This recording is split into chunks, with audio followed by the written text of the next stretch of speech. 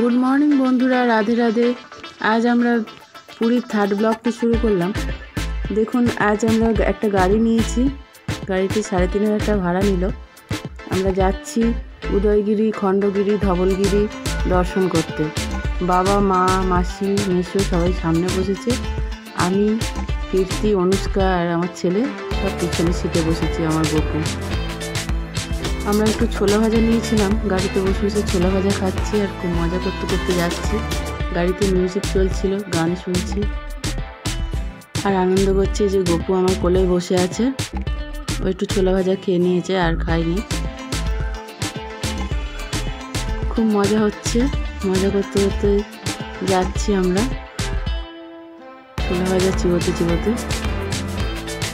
সঙ্গে থাকুন, দেখতে থাকুন। একটা রিলস বানিয়ে নিলাম তার মধ্যে গপুকে নিয়ে।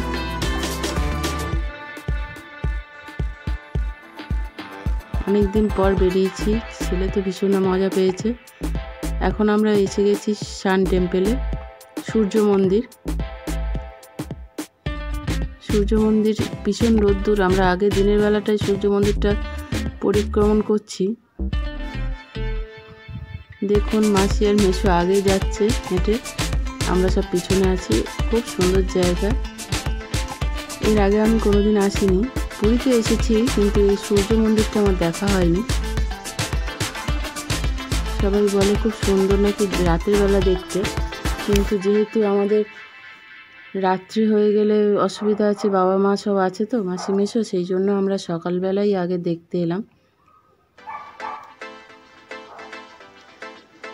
মাসি মেসো তো গড়গড় করে হেঁটে চলেছে।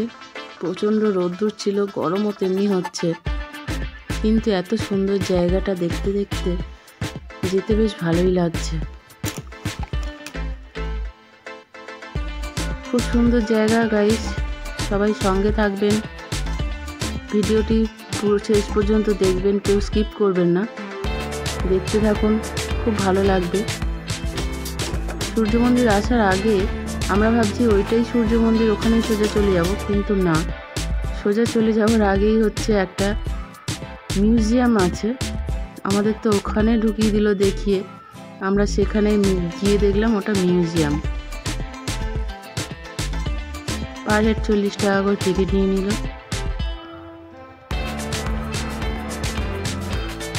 অনেকটা রাস্তা তো যাচ্ছি, মনে হচ্ছে যেন এসে গেছি, কিন্তু না, অনেকটাই জায়গা ঘিরে রয়েছে পুরোটা। খুব ভালো লাগছে। পারলে আপনারাও একবার আসবেন, দেখবেন। অনেকেই এসেছেন। জায়গাটা খুব সুন্দর, তবে শীতের সময় এলে ভীষণ ভালো লাগতো।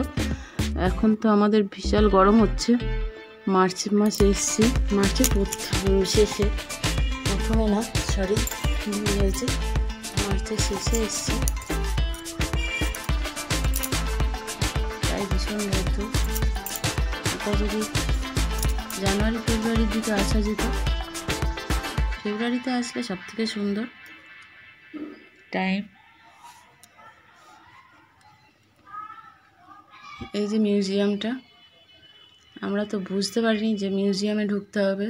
আমরা ওটা যে মিউজিয়াম আমরা বুঝিনি, আমরা ভাবছি এটা থেকেই ঢুকে ওদিক দিয়ে বেরোতে হবে।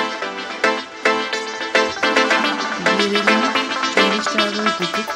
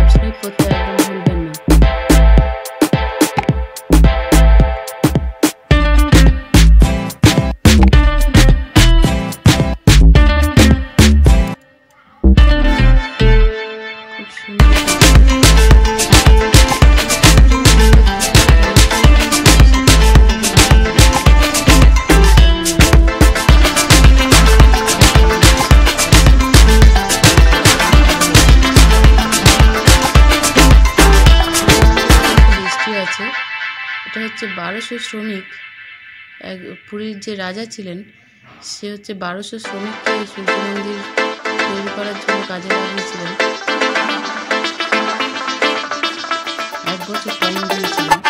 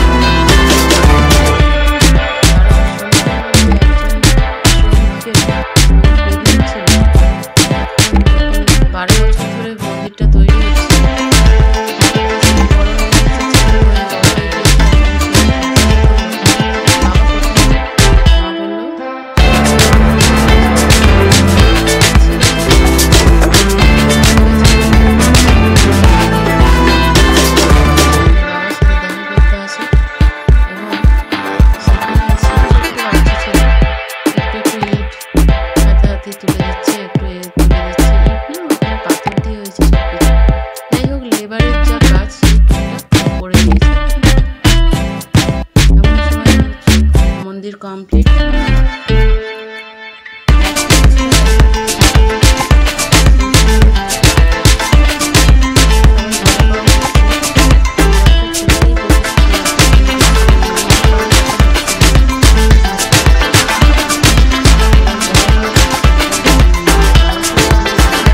যদি জানতে পারে 1200 শ্রমিকের থেকে একজন বেশি হয়ে গেছে, তাহলে তো রাজামশাই গর্দান নেবে। তখন বাচ্চাটা জানতে পেরে ওই মন্দিরের চূড়া থেকে লাফ দিয়ে মারা যায়। সেই আর্তনাদ রাতের বেলা শোনা যায় নাকি, শোনা গেছে এরকম কথা। সেই থেকে মন্দিরটি বন্ধ করে দেওয়া হয়েছিল আর অভিশপ্ত হিসেবে ধরে রাখা হয়েছিল। মন্দিরের চূড়ায় যে সিংহ ছিল সেটা খুলে পড়ে যায়। এই যে রাজার মামি তৈরি করা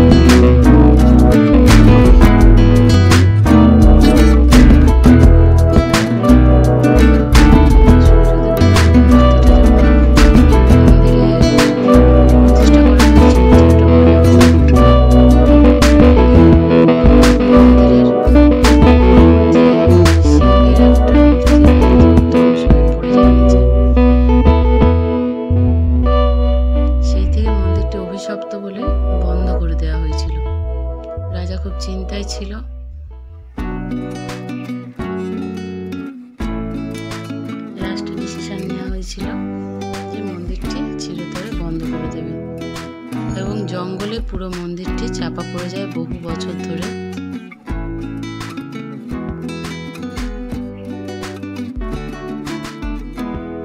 আবার ব্রিটিশরা সেই মন্দিরটি পুনরুত্থান করে জঙ্গল কেটে পরিষ্কার করে আবার মন্দিরটি খুঁজে বের করেছে। এই হলো মন্দিরের রহস্য।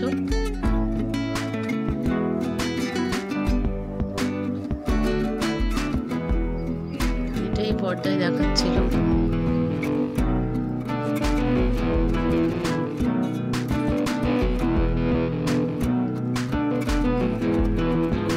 সবাই ঘুরতে যাচ্ছে।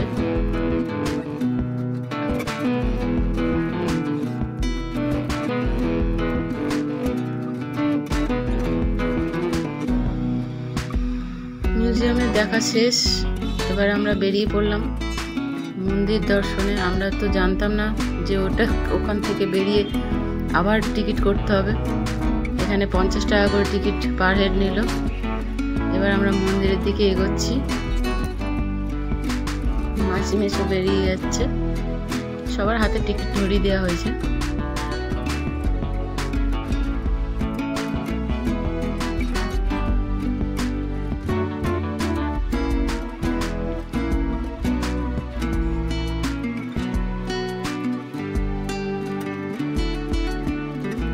মা একটু আটকে পড়ে গেছিল বলে আমি একটু দাঁড়িয়েছি, আর মাকে বের করে নিয়ে যাই, তাই জন্য। এবার দেখুন যাচ্ছি, সুন্দর, ভালো লাগছে।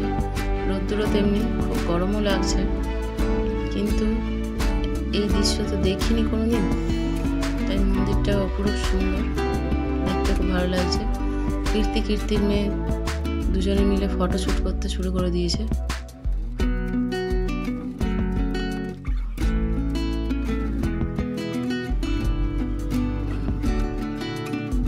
দেখুন সবাই ফটো শ্যুটে ব্যস্ত।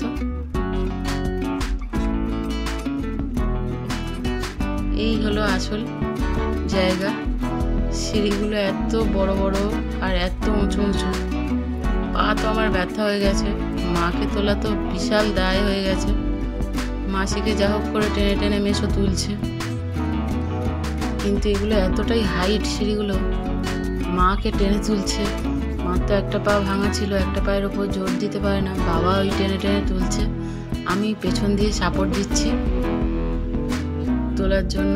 দেখুন না সিঁড়িগুলো কি হাইট, মা পা তুলতেই পারছে না।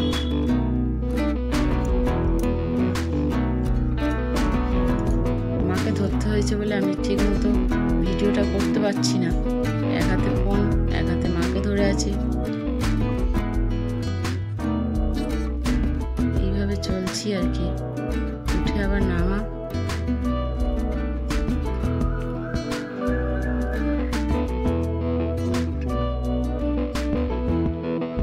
কি হাইট সিঁড়িগুলো। মাকে যথারীতি টেনে টেনে তোলা হচ্ছে। বাবা একটা হাত ধরেছে, আমি পেছন দিয়ে ঠেলে ঠেলে তুলছি।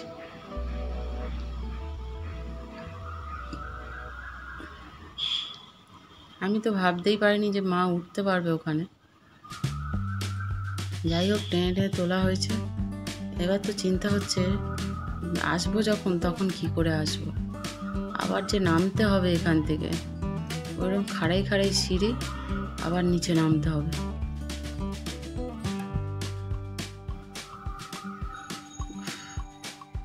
যাই হোক, নিচে নামা হয়ে গেছে। আমরা এখন ঘুরছি চারিদিকটা। এই যে চাকাগুলো আছে, একটা গাইড বলছিল এই চাকাগুলো হচ্ছে সূর্যের রোদ্দুরটা কিভাবে কি গণনা হচ্ছে, সময়ের গণনা করা হয় ওইখানটা। মানে আগেকার দিনের মানুষের এত বুদ্ধি ছিল, ওই চাকার মধ্যে কাউন্ট করা যেত যে কটা বাজে ঘড়িতে।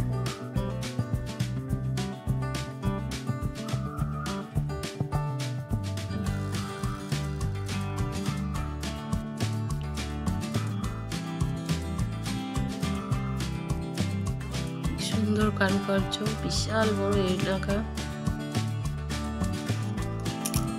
ঘুরে ঘুরে পা ব্যথা হয়ে যাচ্ছে।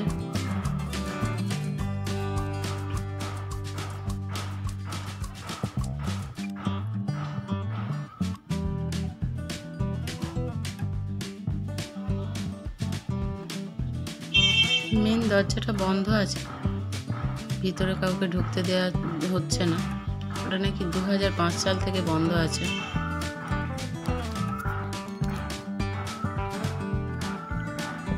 আমরা বাইরে থেকেই দাঁড়িয়ে আছি, দেখছি অনেকে গাইড নিয়েছে, গাইড বুঝিয়ে দিচ্ছে, আমরা গাইডের কিছু কথাও বুঝে নিচ্ছি। এই চলে এসেছি আমরা ধবলগিরিতে। মা আর বাবা উঠতে পারেনি, প্রচুর রোদ্দুর বলে, আর সিঁড়ি ভেঙে উঠতে হবে বলে মায়ের ওখানে পায়ে খুব জখম হয়ে গেছে, আর উঠতে পারিনি। ধবলগিরির মন্দিরে বাবা শিবের কাছে পুজো দিয়েছি, দিয়ে এই যে বাবা শিবের মন্দির, বিশাল বড় শিবলিঙ্গ আছে এখানে। আমার গপুকে ধরে ওখানে বসিয়ে দিয়েছিল বাবার কাছে, অনেক কষ্টে নিয়ে এসেছি, নিয়ে আমরা যাচ্ছি। এই যে শিব বাবা আছে এখানে, গণপতি দেখুন বট গাছের নিচে। আর এদিক দিয়ে এসে হচ্ছে বুদ্ধ মন্দিরটা। আমরা যে আগের বারে এসেছিলাম আমরা ওই দিক দিয়ে এসেছিলাম, ওই দিকে রুটটা ধরে এসেছিলাম বলে বুদ্ধ মন্দিরটাই শুধু দেখেছি, কিন্তু এইদিকে যে শিব মন্দিরটা আছে এটা আমরা দেখিনি।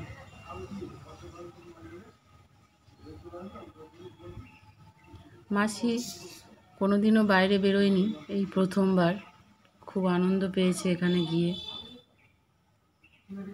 কষ্ট হচ্ছে ঠিকই, কিন্তু ঠিক গেছে প্রতিটা জায়গায়। এটা হচ্ছে বুদ্ধ মন্দিরটা। বুদ্ধ মন্দিরের সঙ্গে যে শিব মন্দিরটা অ্যাটাচ আছে আমরা জানতাম না, এবারে জানতে পারলাম। আমরা বুদ্ধ মন্দিরটা এসেছিলাম, কিন্তু শিব মন্দিরটায় আসিনি। আর এত রোদ্দুর, পুরো গরমে পা একদম পুড়ে যাচ্ছে, মেঝেতে পা দিতেই পারছি না, খুব কষ্ট। আর খালি পায়ে হাঁটতে হচ্ছে, মন্দির যেহেতু। দেখছেন না পাথরের সব কিছু।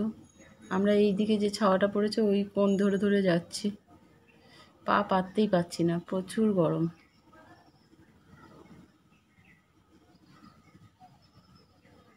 প্রচুর গরম।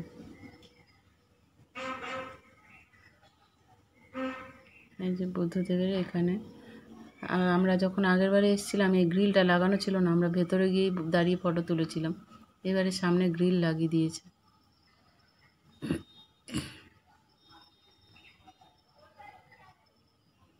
বাইরের দৃশ্যটাও খুব সুন্দর, অপরূপ সুন্দর।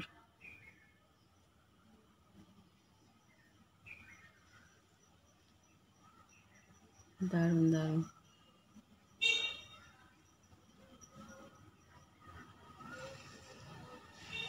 এখানে বুদ্ধদেব শয়ন করে আছেন।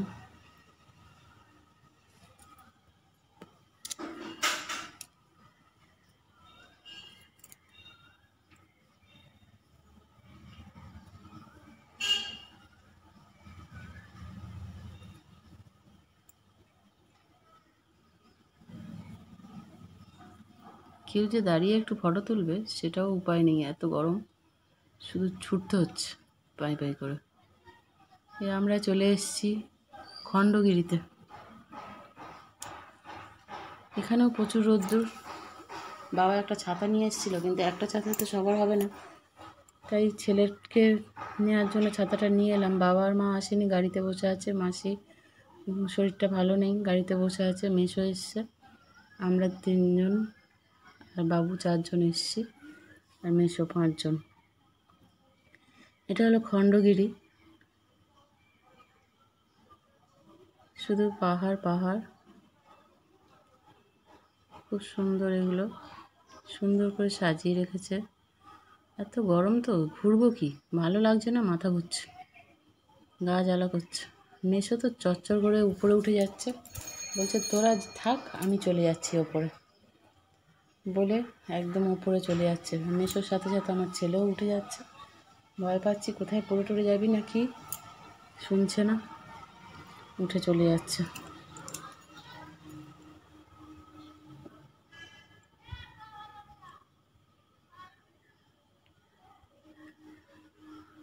সবাই গল্পে ব্যস্ত আছে ওখানে। আমরা আর ওখানে বেশিক্ষণ দাঁড়ালাম না, আমরা ওদিকে চলে যাচ্ছি। এখানে একটু বসলাম, এখানে একটু ছাওয়া আছে।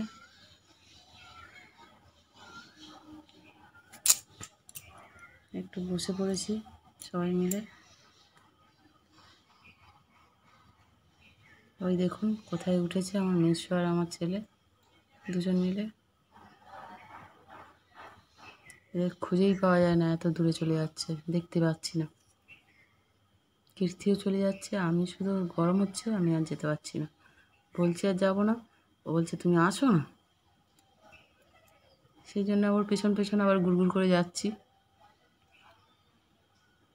কষ্ট হচ্ছে, কি করব, সবাই যাচ্ছে আমিও যাই একটু, এই জন্য যাচ্ছি গুড়গুড় করতে করতে।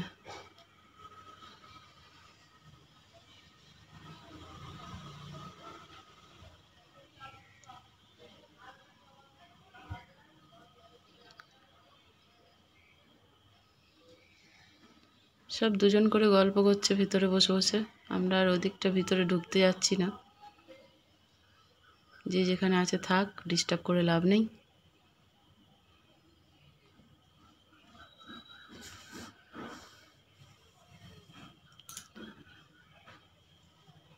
অনুষ্কা দাঁড়িয়ে দাঁড়িয়ে একটু লাইভ করার চেষ্টা করলো, কিন্তু তার লাইভ অন হয়নি। আমি বলছি আমি আর থাকতে পারছি না, আমি এবার নেমে যাচ্ছি বলে সে বসে গিয়েছে, আমি নেমে আসছি।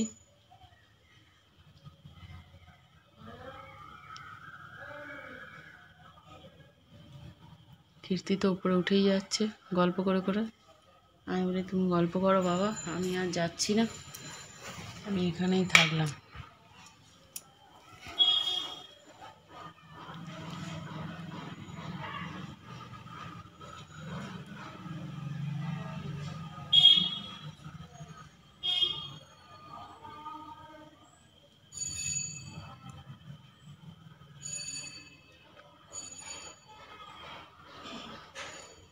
আমরা এই খণ্ডগিরিটা ঢুকেছি, আর এখানেও 50 টাকা করে টিকিট নিয়েছে। আর উদয়গিরিতে আর আমরা উঠিনি, প্রচুর রোদ্দুর আর তার উপর আবার টিকিট কাটতে হবে, আর এত ধৈর্য নেই, ওই জন্য আর উদয়গিরিটায় যাইনি। সবাই বললো চলো গাড়িতে উঠে পড়ি, আর পারছি না, সেই জন্য এই খণ্ডগিরিটাই দেখে বেরিয়ে যাচ্ছি। রাস্তায় বেরিয়েই দেখছি কত হনুমান। একটা লোক বলছে আপনি মটরশুঁটি নিন, আপনার কাঁধে উঠবে, উঠে হাতে করে নেবে। আমার মেসো তো দাঁড়িয়ে গেছে মটরশুঁটি নেওয়ার জন্য, সে সত্যিই কাঁধে উঠে হাত থেকে নিচ্ছে। আমার ছেলে গেছে একটু ধরার জন্য, সে ও ভয় পাচ্ছে যদি কামড়ে দেয়। ওই আমার মেসোর মাথার উপর উঠে পড়েছে, ওর গায়ে ধরার চেষ্টা করছে, কিন্তু সরে চলে যাচ্ছে, ধরতে দিচ্ছে না। লাস্টে ওর হাতটা চেপে ধরে তখন তুলেছে ফটোটা।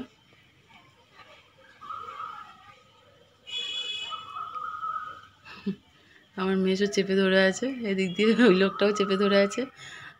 হনুমানটা উঠে ওর কাছ থেকে মটরশুঁটিটা নিল। খুব সুন্দর, কিছু করছে না কিন্তু হনুমানগুলো।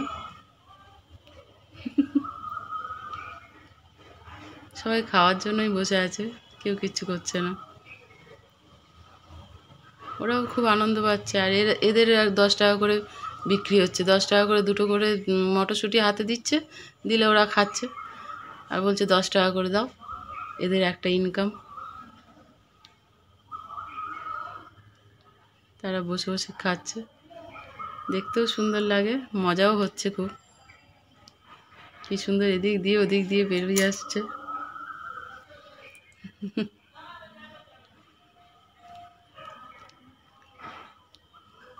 একজন তো কীর্তির হাত ধরে বসবে এবার এসে। ওই আর একটা লোক নিয়ে তার কাঁধে দুজন উঠে পড়েছে। Tata, bye bye.